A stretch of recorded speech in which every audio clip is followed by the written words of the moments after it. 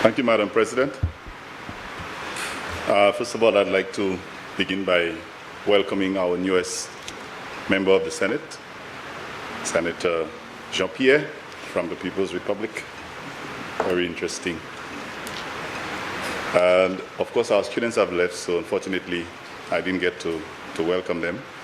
I also want to extend condolences to the family of Sir Alistair McIntyre, by extension yourself, and to all the other members who have suffered losses in their families.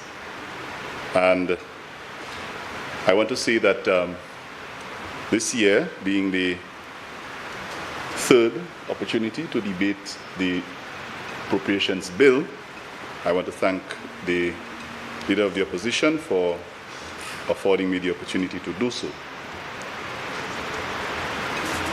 Madam President, when we come to this House to debate the Appropriations Bill, we often expect the government senators to give support to the Prime Minister's presentation and to the plans outlined by the government. But at least we expect them to do so based on the merit of the presentation and the offerings of the government. And it's often thought that the opposition will not support whatever bills the government lays before the House.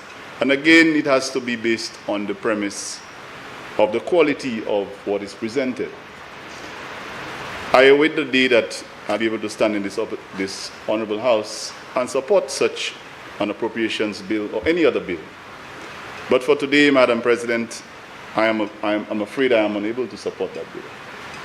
And I will outline the reasons why. I will present the arguments under the various heads and the various ministry departments, including the Prime Minister's budget statement, the estimates, and the policy statements that were made, to explain why I will not be able to support that appropriations bill. When I listened to the way that the table was being tapped during the debate of the lower house, it sounded a little bit more like horses galloping, Madam President. And I say horses galloping because it was so out of sync and uncoordinated.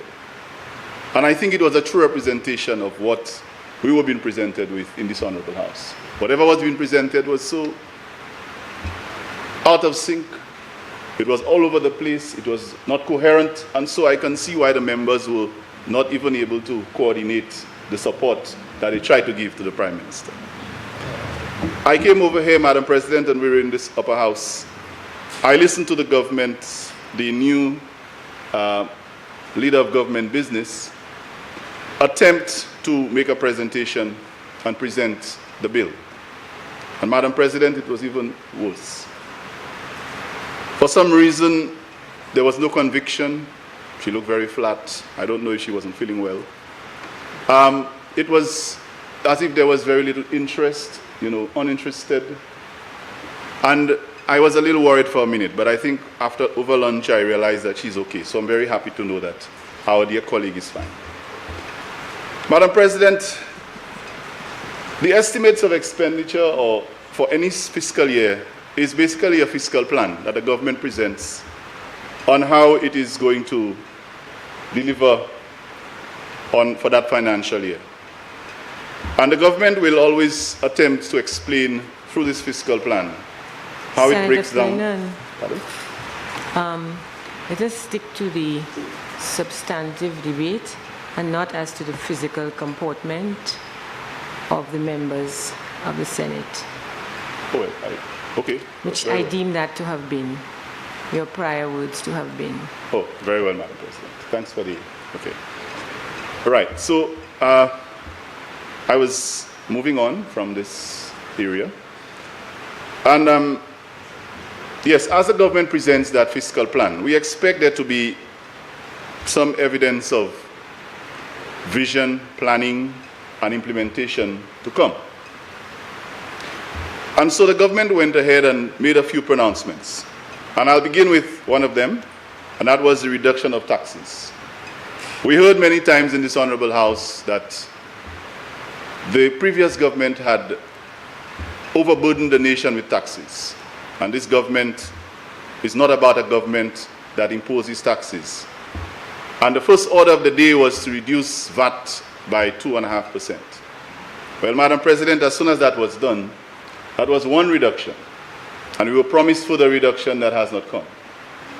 But what has happened since is that we've seen the imposition of 2 additional taxes. So you reduce one, but you introduce 2. And the 2 other taxes, Madam President, one on fuel, the excise tax, and of course the airport development tax. Now, if your argument is that you want to reduce taxation, you promise to reduce and eliminate the biggest tax problem in the country, but as soon as you remove 2.5% and realize that you're losing $55 million for 1 year, you quickly impose 2 other taxes. And as much as they've tried to justify there is no burden on the economy and so on, those of us on the ground, the average St. Lucian has had first-hand experience of that when they go into the supermarkets. And my learned colleague this morning tried to suggest that these days, when you go into the supermarket, items are cheaper. I will not even comment on that because I think we all know the truth about that. Madam President, we also heard that the taxes can be managed better. And so, while it is true that the previous government was criticized for taxes, we never had been blacklisted. We had never been blacklisted, even when we were being criticized for implementing a VAT regime that was well designed by the government before we came into office. And then we heard of economic growth. This morning, my colleague from the Senator Mangal, that was his central argument, growth, and everything was about growth. And we heard of 3%, 3.5%, and all different projections. The truth is, Madam President, we saw a 3.5% growth the year following the government coming in, the very first year they came in. And I must say, Madam President, we have noticed since then a progressive decline in the growth. Or we've noticed that the growth since then has been dropping. For example, we are registering a 1.5% growth rate in the last fiscal year. So it seems to me that the first year when this government inherited the projects and the policies that we had implemented, and that they complained that they were implementing the budget that the Labour Party had passed, because there was a big argument that this is not our budget. So don't blame us because the government passed the budgets and then they called elections. So this government came in, implemented the budget that the Labour Party had passed with all its policies, and then we registered 3.5% growth. But as soon as they started implementing the budgets that they passed with all those expenses that they had to pay to actually prepare it, we have started seeing a decline in that growth. So I'm going to ask, let us wait for the next fiscal year, Madam President, and see what happens, because the pattern is very clear. And I think we can say that this government should try not to take any credit for the growth that they experienced, at least in the first fiscal period when they came into office. Because they have refused to explain why this growth came about. Instead, we hear about cumulative growth. The Prime Minister added the growth rates for the previous 2 years, and we heard 8%. So it's cumulative growth now. Honorable Leader of Government Business. On a point of elucidation, Madam President. Proceed. Thank you, Madam President. My fellow senator mentioned that when we came in, there was growth of 3.5 or 2.5, I believe. And I just would like to know where it is that is recorded, because as far as I know, we came in June of 2016, and I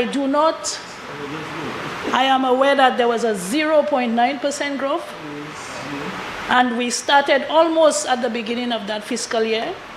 So the member is asking us, he's saying that we cannot take credits, and I believe that is misleading the House. Therefore, Madam President, I would like to know where it is that he's getting the growth figures for 2015-2016. Madam President, I did not quote any specific 2015-20 figures. I simply was responding to the claim that Senator Mangal made this morning that there has been so much growth in this government since their tenure. And I made a reference to the decline in growth. Now, while I may accept that the figures specifically may not be 3.5%, whether it was 2% or whatever percentage, the essential point, 3.3, thank you, Senator.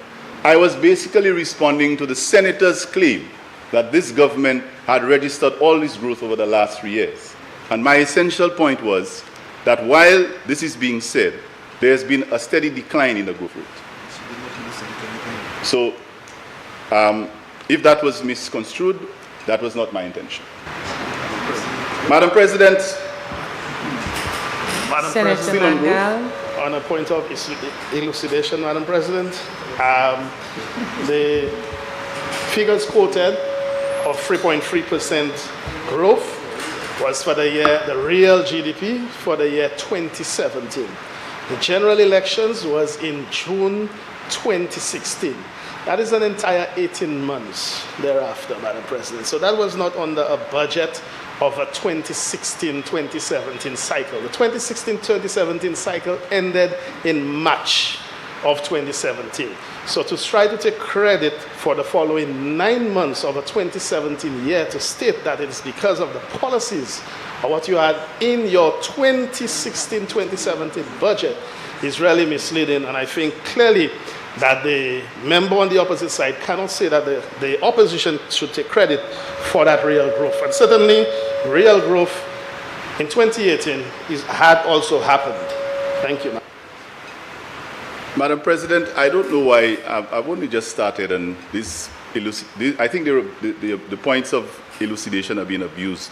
While a member wants me to, if he wants me to clarify, I will, but to actually suggest that I was referring to half a period, I have just explained that I was making reference to the member's claim that the government had experienced all this growth. Now, as I said, while I am prepared to accept some of the figures may not have been specific, because that's why I tried to stay away from them. I mentioned 3.5%. I am even prepared to withdraw the 3.5%.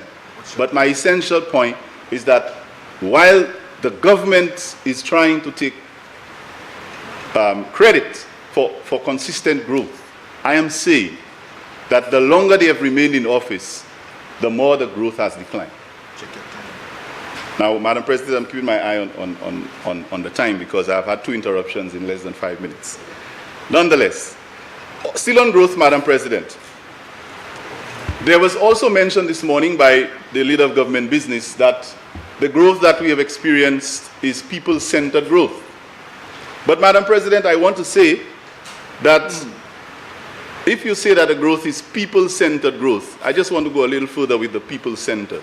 Which people are we talking about? The people who live in Angers-Deriso? The people at Marshall? Which people? Who is experiencing the benefits of that growth? And I challenge the government to tell me which people. I am not saying it's not people-centered, but I'm very concerned about which people. That's as much as I will say about that. The Prime Minister, upon assuming office, introduced a portfolio called job creation. And that portfolio is part of his own responsibility, his own office, and promised creation of thousands of jobs, especially in the south of St. Lucia.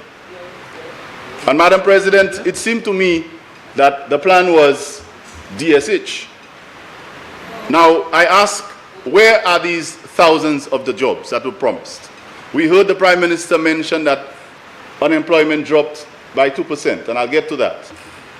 But I also want to ask, is the government accounting for the number of persons who are now out of a job, who were in a job before 2016?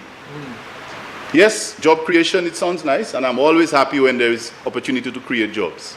But if you promise people that you're going to create jobs, and there are people who had a job in 2016, we know who they are, and I don't like to go back to it, but I need to, the nice workers. Some of those people who work in the principal's offices, at the schools, and they are now out of a job. I want to know this job creation issue, where is the impact on them? Madam President, we used to have an acronym for DSH. It was Delivering Southern Hope. And I used to see it on lots of vehicles because I'm from the South. It was bumper stickers being driven around. I realize these days that a lot of these bumper stickers have disappeared. I'm wondering why. I wonder if they've given up on the slogan. Because all of us know that what's going on down there, Madam President, is dead as a dead horse. And so, when people try to revive it in this honorable house and say, okay, things have not gone as progressed or as planned, but it's coming. Well, after 3 years, there's not much more to come. So, Madam President, I am still waiting for these hundreds and the thousands of jobs that were promised to our electorate. Now, of course, there was mention of unemployment figures improving. And I will not argue that unemployment may have dropped from 22% to 20%. I will not argue that.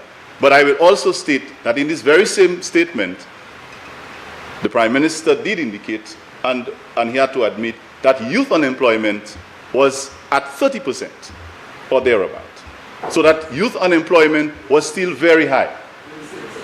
36? Yeah, well, there you go. Again, the figures sometimes, but youth unemployment is still a very serious issue.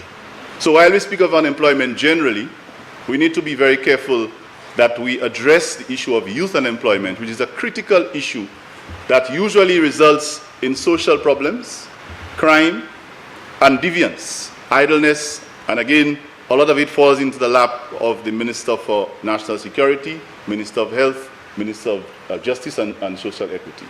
So youth unemployment still remains an issue, and unfortunately, I am still awaiting the serious policy pronouncements to be made on this matter as far as this government is concerned. Social justice, and equity. While the Social Justice and Equity Minister admitted that there was no allocation for the caretaker program in the budget, he hopes, as he said, to make progress. Now, I don't know what kind of progress you will make as a government and in a ministry when you have not made allocations in your estimates for a specific project, unless you have plans to inherit something from somewhere. People need to be convinced that when you say you're going to do something, that you have backed it up with the allocations that you make in your budget. Sports, Madam President, and just before I go to sports, there was mention of the Boys Training Center getting $81,000. I am quite happy to hear that, but I'm also concerned about what happens to the Center for the Girls. I think there was an Uptown Girls Center. I haven't heard much about it. And there was also mentioned by the Minister for Education last budget about the suspension center that was modeled after the Barbados Center. And I have not heard any plans in this year's budget about the same center. So some things are being mentioned and they just disappear. 1 year it's mentioned, the following budget cycle it disappears. And there's no explanation as to why it is not still in the plan. So Madam President, sports. $32 million earmarked and highlighted going into sports facilities. That sounds like good news. And I will be the first to support any injection of money in sporting facilities and sporting infrastructure or any sporting program. I have benefited many years from sports, and I give credit to anybody who is courageous enough to invest money in sports. Madam President, my issue is that out of that allocation, about $12 billion is being allocated to plans and drawing and consultancies.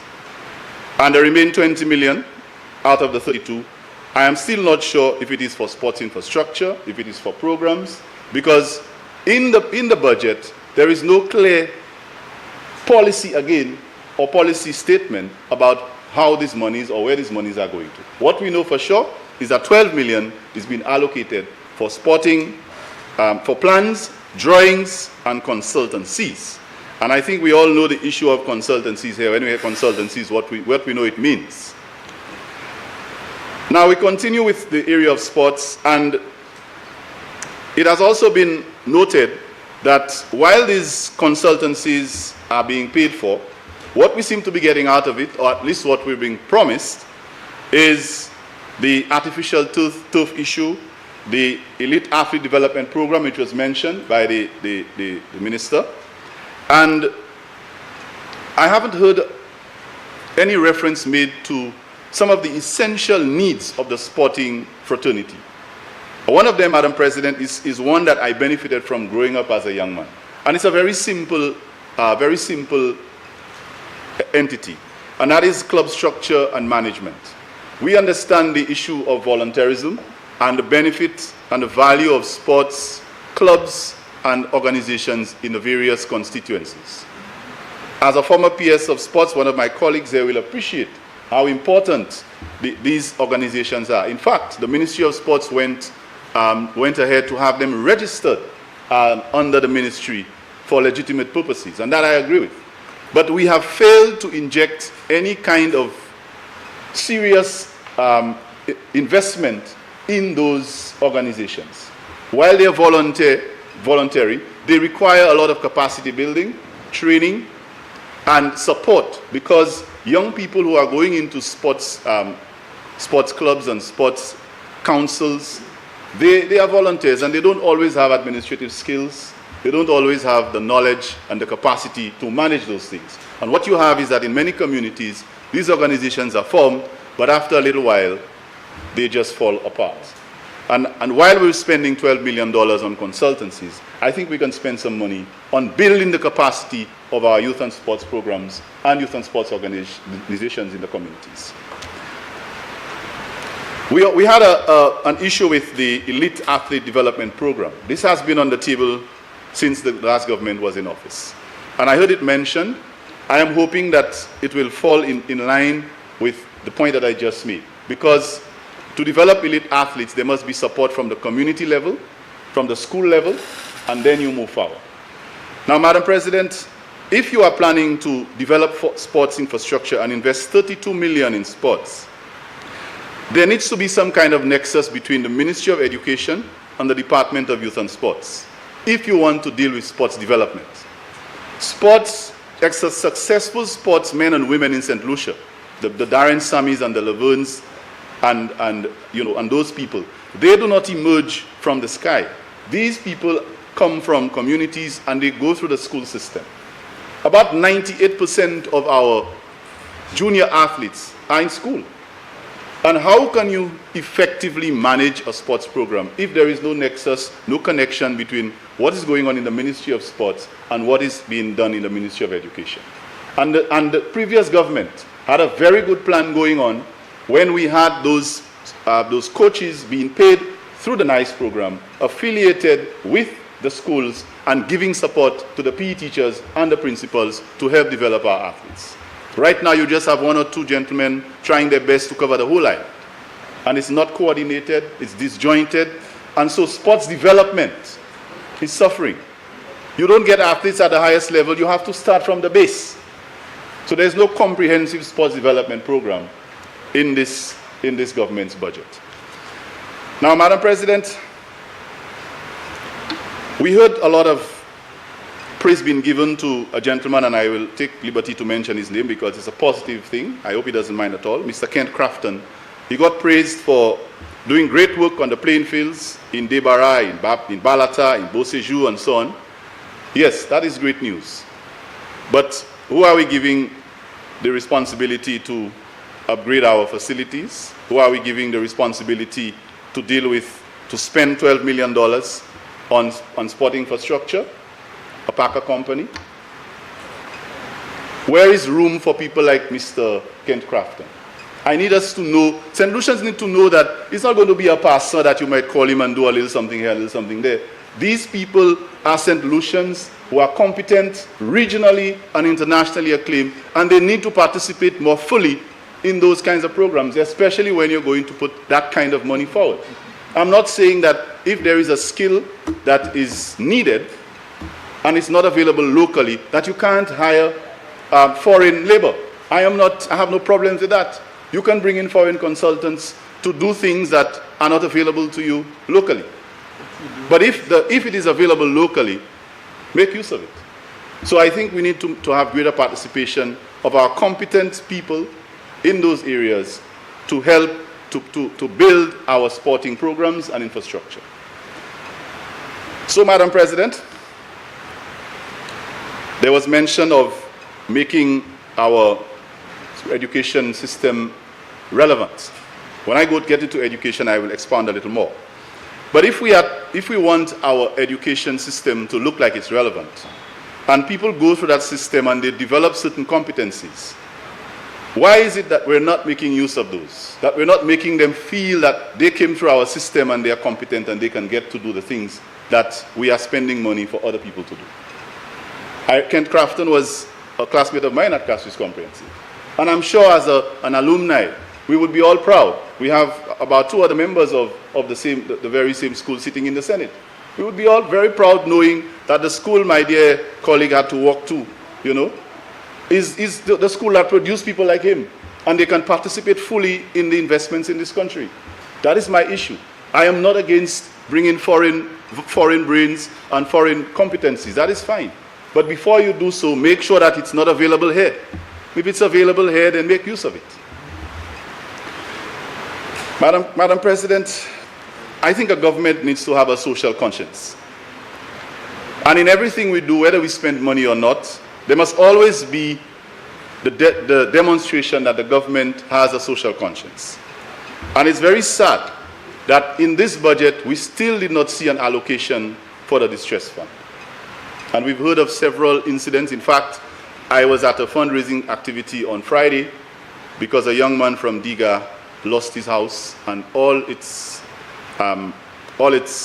contents. He has 4 children and he's out of a job, and so we're trying to help. And it happens to be the Prime Minister's constituency, so I hope he can find some means of getting back on his feet. And this is exactly what those programs are for gentlemen like him. I will not mention his name, like some people like to do here, but I will just say that when these things happen, it hits home. And you begin to understand why just a meager allocation cannot be kept in such funds to take care of the vulnerable when they are in distress. And so I want to say that the government needs to find its social conscience again, if it can still find it.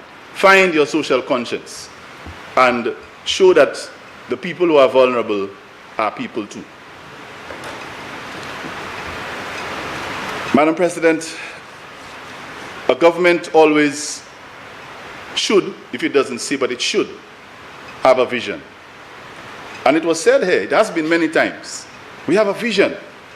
This government has a vision. I challenge any member of this government in this Senate to tell me one time, to give me one instance where that vision has been articulated either in this honorable house or anywhere else. We hear about the vision. Of course, it's easy to say you have a vision. What is the vision? And I hope that it will be done, because I heard that we had to get a vision commission and they have okay, you have a vision. What is it? What is it? The government continues to say, we have a plan, we have a vision, you always have something, but it's not evident. It has to be evidenced in what you say, or at least in what you do. And a responsible government comes to present its appropriations bill, and it says it has a vision. It ridicules the previous government for having a vision commission to put one together. But to date, I have not heard one member, not one, Prime Minister down to all of them, articulate what the vision is. And after 3 years in government, it just tells you what it is, Madam President. Television. I don't know if it's a television, but it really saddens me that it is not being articulated. Senator, you have 15 more minutes for your submission.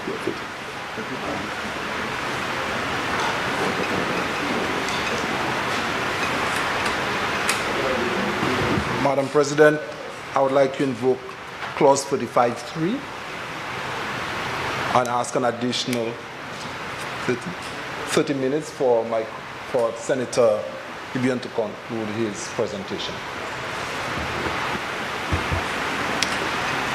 Honorable Senators, the question is that Standing Order 35-3 be invoked to allow Senator Ferdinand an additional 30 minutes to make his contribution. I now put the question. As many as are of that opinion, say aye. Aye. As many as are of the contrary opinion, say no. I think the ayes have it. The ayes have it. Leave is granted. Thank you, Madam President. Thank you, colleagues. I will make sure that the 30 minutes extra that you've granted me is well spent, and it will contribute well to the business of this House today. So thank you again. So, Madam President, no vision. And instead, what we heard was a long argument about who has more testosterone. In fact, even a female member of the House had to remind the members that she does not have testosterone. It was really painstaking, Madam President, to be sitting here and listening to members of this honorable House gloating about who has more testosterone, but they have no vision for this country. The vision they have. Madam President, it was admitted, it was an admission in the Prime Minister's address, and it's documented here, it's already a document of this House, that unemployment is too high. And that was good. Admit it, because it's true. And I think no government in St. Lucia could say that they've had a term where they did not admit or they didn't want the unemployment situation to be better. So unemployment is too high. But how are you going to respond to that? What is the response? It's okay to state things and to admit, but what is your response? Madam President, is your response Ojo Labs? Is that the answer? And if unemployed youth, especially youth, because I did state earlier that there is an issue with youth unemployment. One of the ways youth can become employed or employable is by having their own enterprise. We encourage young people not to seek employment all the time, but to create employment, to become entrepreneurs. And if you do not have the base, sometimes it's very difficult to get started.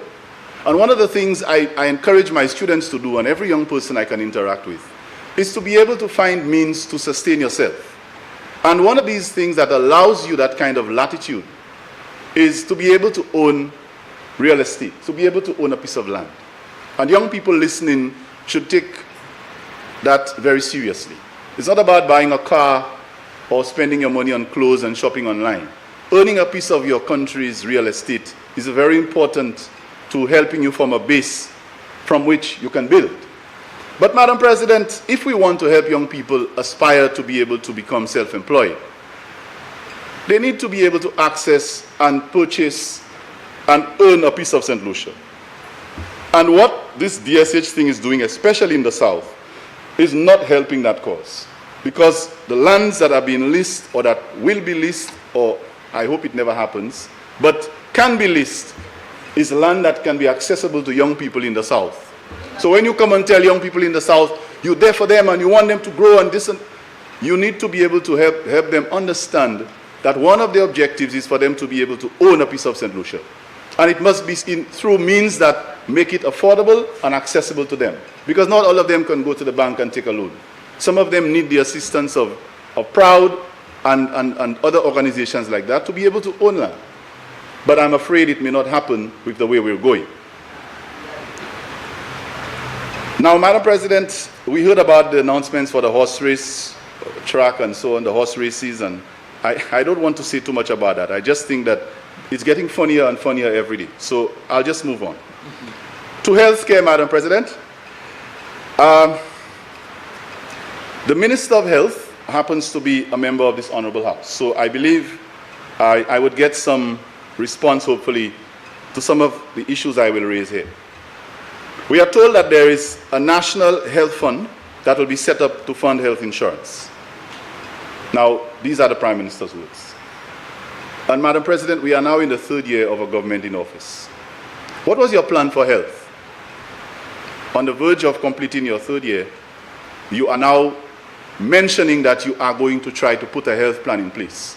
So what did you have in place the 2 years previously? Health insurance is not something that is easy to deal with. We heard about Obamacare in the US, and I mean, if we had to take heed of that, why do we want to go down there, Madam President? What was wrong with the NIC, the National Health Insurance Program that was already on stream? You could have worked on that and improved it. If you thought that it was not, what it needs to be, take it and do something with it.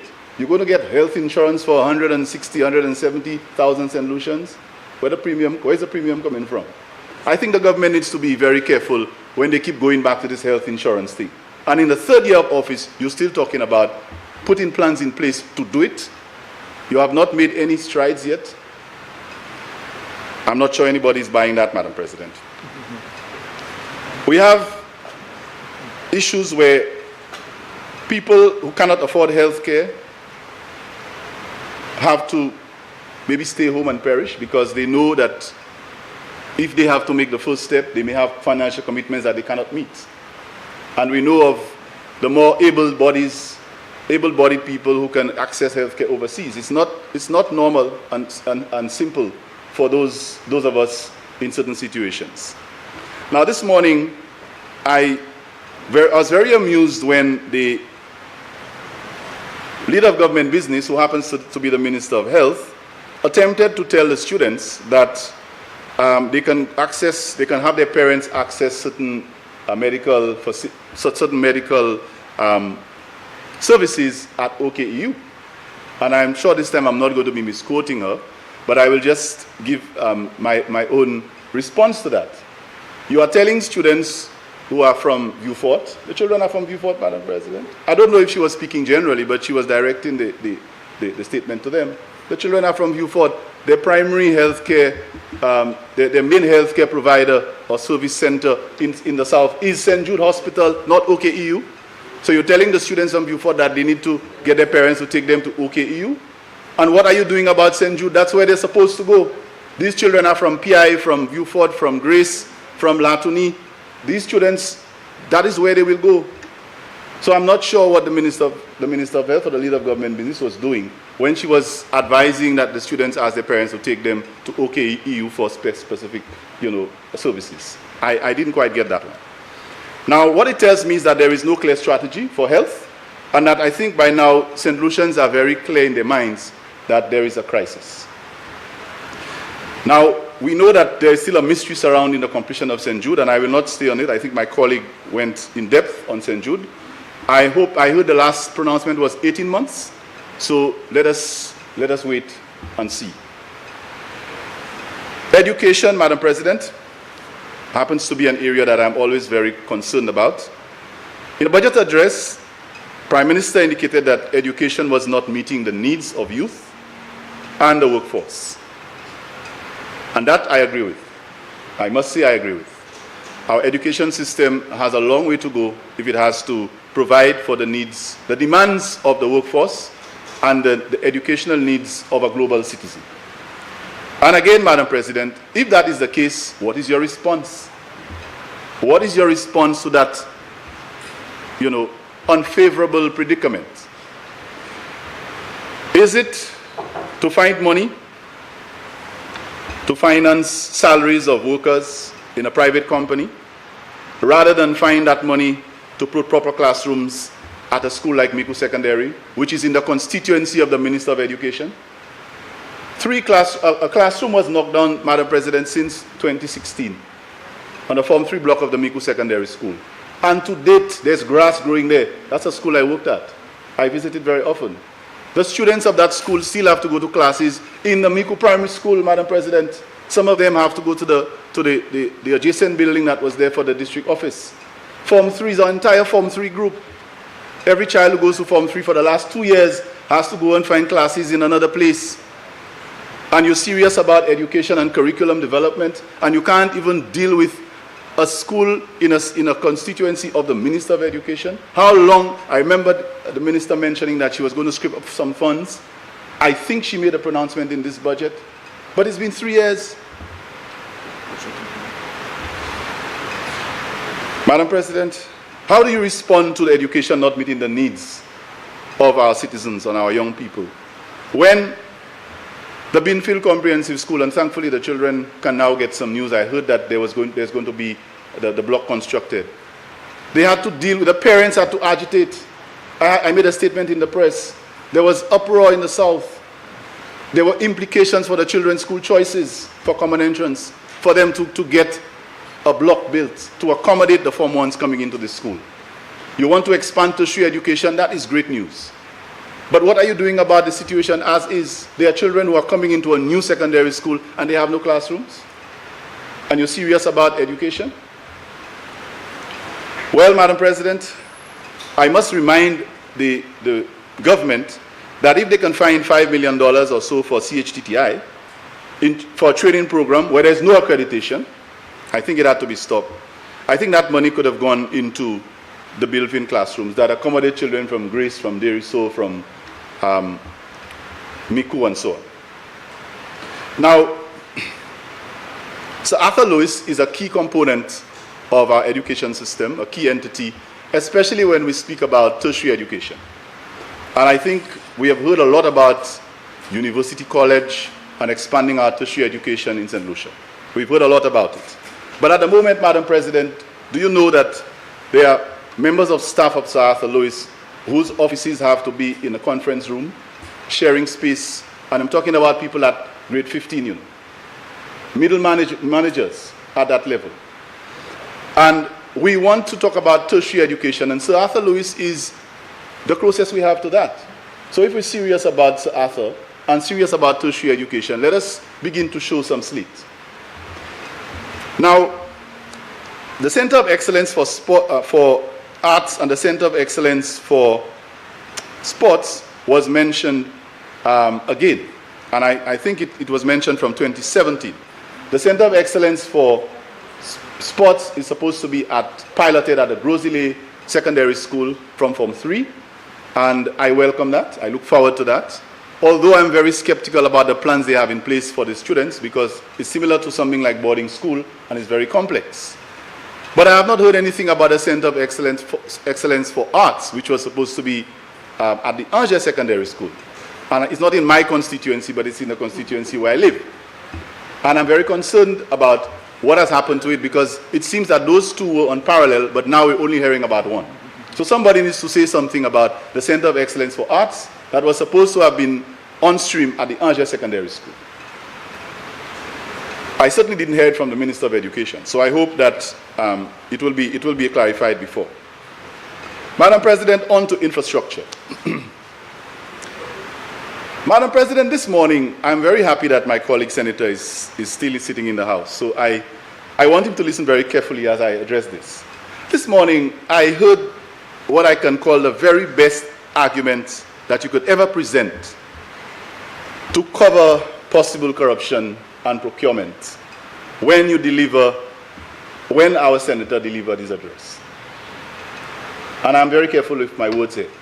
It was a brilliant argument, and I'll tell you why I say so, Madam President. It was on the matter of cost overrun. And he made a big load of noise about cost overrun on the West Coast Road and so on. But one thing I'll say to you, Madam President, is that, of course, this government cannot speak of cost overrun. The previous government could. You know why they could? Because these projects were being tendered. And the information was out there. So if there was cost overrun, it was being declared. People knew. That's how they know there's cost overrun. But I'll tell you why they will not speak of cost overrun, Madam President. Because these same projects, under their watch, are going to direct award. And when there's a direct award, I will not profess to be a quantity surveyor or an architect or any of that. But we all know that when there's a direct award, we will never know what the real cost of the project could have been if it was tendered. That's right. So if you do not tender and you hand somebody a contract through direct purchase, which I know the Finance Act makes provisions for it, but you give somebody a $15 million to do the Diga Road without tendering, how would we know that somebody couldn't have done it for 10 million? And if it was tendered and somebody did it for 10 million, and there was cost overrun of 5 million, then you say, okay, you had cost overrun of 5 million. Yes, but how do I know that that contract, that road that you gave someone to do for $15 million through direct purchase, how do I know that the cost was not inflated? right. That the cost was not inflated. It could have been done for 10, but you gave it to them for 15. So we never know that $5 million more less could have been spent on that road. So, you know, while I will not go too much into this discussion, that is not really my preference, Madam President. And in this House, we know that. But I couldn't sit here this morning and listen to my colleague rumble about cost overrun and so on, when we all know that the only reason somebody can find cost overrun is because there was tendering. Yeah. And when there is no tendering, you can hide it, because you can inflate the cost, give it to someone to do, and you never know if someone else could have done it for less. So I think before we talk about cost overrun, we need to talk about direct purchase. And this practice by this present government, Madam President, it needs to be revisited, because it's a very good way of hiding cost overrun. But having said so, I need to move on quickly. Now, there's priority. I heard very good news that a lot of road infrastructure will be done. But I'm very concerned that you have roads like Spring Road, where there are 10 people living in a community like Deriso. And then roads like the road connecting Tiroche to Angers. If there's an accident somewhere in Elen, Madam President, traffic is diverted through Opicor. No, not Elen. If there's an accident before Opicor, traffic can be diverted right through Deriso, and people can find their way. So it's important that those feeder roads get priority. Very important, and I hope that that will be done. Tourism, Madam President. I heard the minister, and I haven't heard much talk about tourism in this honorable house so far, so I'm not sure what's going on. 20 game changers were mentioned. But in the 20 game changers, I don't know what game was being played. What is clear to me is that not a single hotel room was built in 3 years. And people can expect St. Lucians to believe that you will build 6 or 8 hotels in 1 year, in the coming year. You couldn't build 1 room in 3 years, but now you can build 6.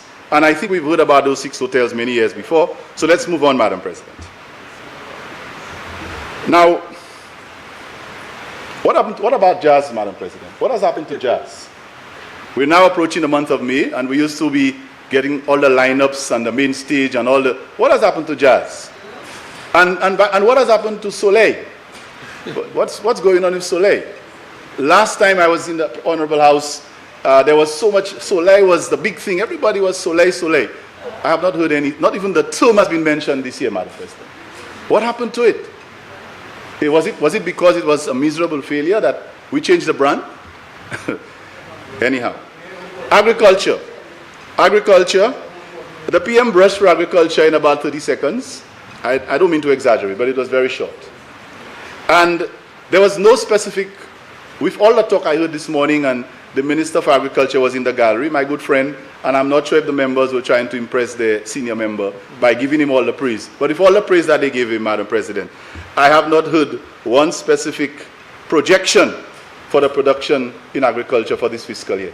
The projection, not even that. And Trimpe is still waiting for his bananas to be shipped to France. Trimpe is my good friend, very strong supporter of the United Workers' Party. He keeps reminding me that his bananas are going to France. He's still waiting. Now, the restructuring of the market, the Fish Marketing Corporation, the restructuring. Restructuring has become a very popular term these days, Madam President. And anytime I hear restructuring, I get very scared. Because restructuring seems to redound to people losing jobs and people going home. But I'll leave it at that when it comes to the Fish Marketing Corporation. Now, creative industries. Madam President,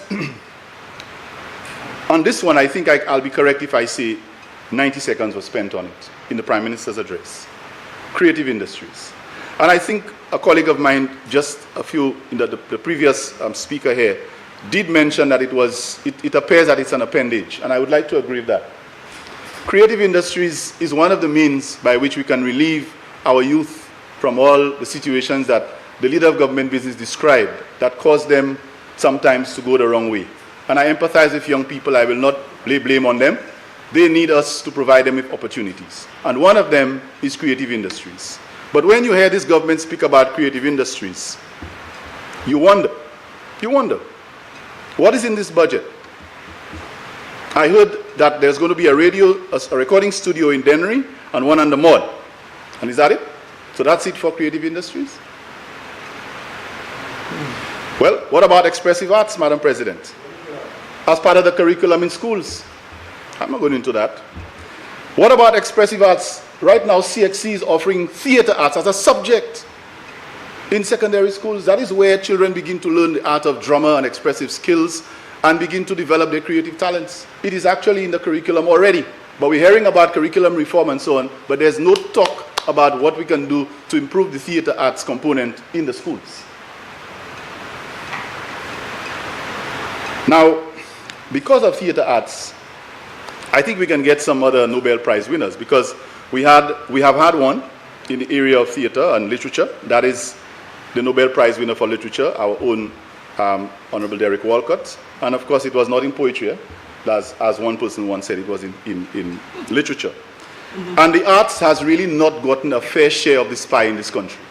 I used to be a proponent of the sciences in school, and I remembered my teachers always used to complain that the students who opt to do the arts are always in the minority, and they do not think that it's worth doing. So they gravitate away from it. And that is killing our creativity and our art form. And I really wish that this government will find will find ways to encourage artistic talent and the arts, and not just mention 2 recording studios as if that's it. That's not it.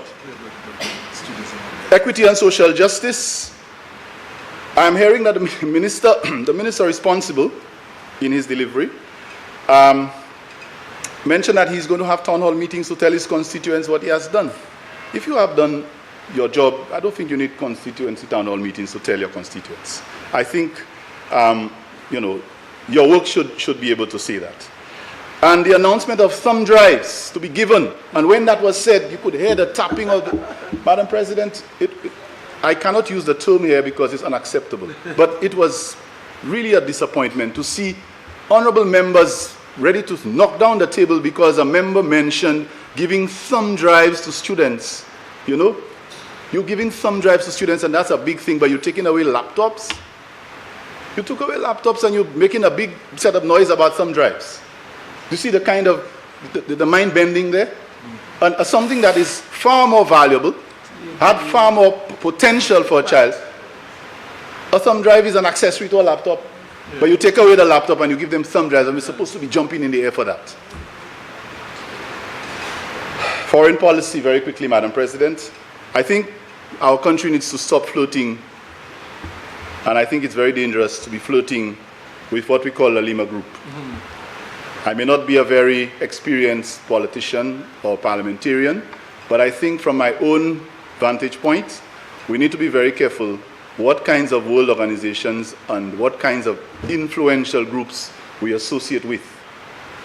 We're a very small country, we're very vulnerable, and the consequences of our leaders' actions, we have to be very careful with.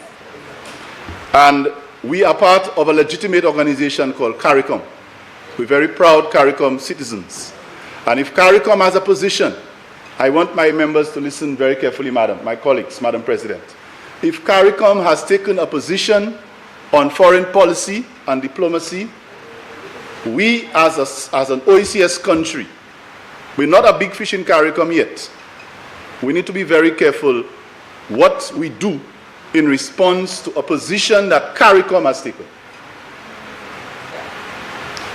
What I see with the Lima Group is definitely questionable, because we've heard leaders in the CARICOM region comment and express their concerns about these positions that we've taken in response to the issue in Venezuela and so on. But I know persons have discussed it. I just wanted to make that statement as a CARICOM citizen, a proud CARICOM citizen. So, Madam President, if I can just close now, because I know I've been given a little bit of extra time. I want to say that, first of all, the government's priorities were supposed to have been healthcare, education. Senator, you have 15 more minutes. Oh, very good. Well, thank you. Then I will make good use of that. Thanks for your generosity. Right. Yeah, the government's priorities were supposed to be healthcare, education, the economy, and so on. But when you listen to this, the treatment that was given to these areas, you just see it as lip service. Because if you say that your priority, one of your priorities is health care, but to date, you are still trying to find a way to explain to St. Lucians why you have not implemented some policies, like I mentioned earlier, on health insurance. You are still continuing to blame the previous government about why they did not complete a hospital and why they had 5 years and why OKE was named. But to date, St. Lucians, who were very disappointed with the previous government for that, and of course you can't blame them, who made a decision on June 6 to vote a new government in on the basis that they wanted something done. Why 3 years later, that all you have is to keep turning to these people and reminding them of what a previous government was not able to do? I think by now, Madam President, St. Lucians have moved past that point. They are fed up of that back and forth about you didn't do and I didn't do and you. They are fed up of it. And St. Lucians need some answers. I think they've begun, this government's tactics have become predictable when it comes to how they address issues like healthcare. Because you just know you're going to come to the House and you're going to tell everyone of what you couldn't do and what you didn't do when you were there. I mean, don't we know that? And is that the answer? Of course, you can take your little snap at members in the House, but is that your response to the needs of the country? The people of St. Lucia, the people of Beaufort need a better response. They need to know where they are going to be in the next 6 months. They need to have answers to the situation as it is. And continuing to throw cheap jabs at the opposition, chastising them for what they didn't do in the last 5 years, is not a policy. It's not a statement of intent. It is not providing anybody with any comfort or any guarantee or anything to look forward to. In education, Madam President, which was identified as a priority, when I listened to the debate on education or the presentation, the only thing I heard that was being repetitive was training, retooling, training, as if this thing is there's a fetish with it. And every time I hear the word training, you know what I think about? Consultants. Consultancies. Somebody is getting paid to come and tell our teachers and our principals and our educators what they already know. So they come, they pick your brain a few weeks before, they go to take you to some place and give you quite a lot of information that you already know. Retooling, training. Now I welcome training because training is continuous. Learning is lifelong. But is it all about that? A priority area for education, Madam President, and we do not have, up to this date, we're listening to all the back and forth about it, and we have not been given any clear direction on anything new. What we have is a rebranding of what the Honorable Dr. Lewis and Mario Michel started some years ago. For example, the EQUIP program, they have changed the name to something else, but if you look through the process, it's a very same program in the education system. Nothing new, nothing innovative, and don't forget, Madam President, the education department is education and innovation. Innovation suggests, when I heard that, I wanted to clap for the, for the person who decided to have education and innovation. It's a brilliant way to put it, because these concepts, they go together, especially for young people. You want them to be innovative. Where is the innovation in education? You're just recycling every single thing that we've done, and you're putting a new label on it. Just call it what it is. I am still waiting for the innovation. And we remember, Madam President, every year there is a science fair, an annual science fair. This year, fortunately, it was actually on during the meeting of the lower house, right there at Derek Walcott Square. So during the lunch break, I had an opportunity to go across to view some of the projects. And you should see the kind of innovation that these children from the secondary schools, the primary schools, have on display. The thinking, the creativity, the ideas. And you know what happens to these, Madam President? They come out, they display their projects, they explain. somebody passes around and judges them and gives them, a little comment. And a winner is announced, they get a little trophy, they go back to their school. And that's it. These young people have no means of knowing or way of knowing that these innovations, there was one year there was some bridge that was being designed to deal with some climate change issues. Brilliant projects. We have had animated volcanoes. This year there was a child with a project where they could use traditional herbs to make very well and highly recommended manure and fertilizers. Very good projects, very brilliant ideas, and you're looking at some of these children are actually primary school students, Madam President, 10-year-olds. Innovation. But the science fair itself, which is a product of the Ministry of Education, how many officials of the ministry will actually come in to view the projects? Much less make a pronouncement on giving us support, some kind of support for taking a project further than just the science fair. And that is one of the things we need to look at. It's not about retooling and repurposing and consultants and training. The children need to know that we're interested in the things that they're doing. So when we see innovation in action, we need to be able to have a specific allocation made within the Ministry of Education to be able to develop those ideas, to link them with the business sector, to the private sector, in where the projects may have some congruence, so as to allow these students to develop. So you may have an idea that is very, very well linked with the Ministry of Agriculture, or something that there is an innovation in a development in the area of health, or even social development, that you can take and you can provide a child or a school with that idea, with some opportunity from which the idea can grow. And Madam President, it will not cost $30 million. It will not cost the 10 million that we use to divert a road by the hospital for DSH. It will not cost that amount of money. So I really think that when we speak about inspiring our youth, we have all the nice fancy terms. We believe in our youth, we believe in this, and but when you look at what we're doing, there is nothing that we're saying to them that really tells them that we believe in what they're doing. So we have to demonstrate by our actions, by our allocations in the budget, by our policy pronouncements, by our presence, and by the projects we undertake, that we are serious about the policies that we make. And when we say things like, we're all in, we're all in. Who is all in? Are the students who are at the science fair all in? With those brilliant ideas, where do they fit in this all-in thing? So it's nice and fancy, it's catchy, but it's more important to demonstrate your commitment by reaching out at that level and embracing those things. And it's not going to be done a passer. It has to be properly planned. It has to be part of the ministry's overall policy, so that the other departments within the ministries can take it and it can reach the people that it's supposed to reach.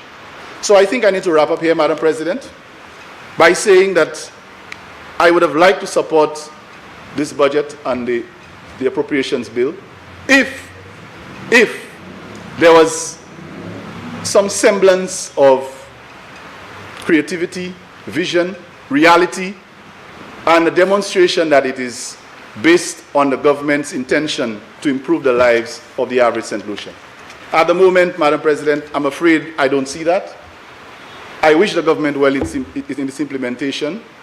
I want to believe that they are well intended, but I want to say to them, I can search the web for that. I don't know where that came from. I want to say to them that it's not about the fancy talk. It's not about the gloating about testosterone.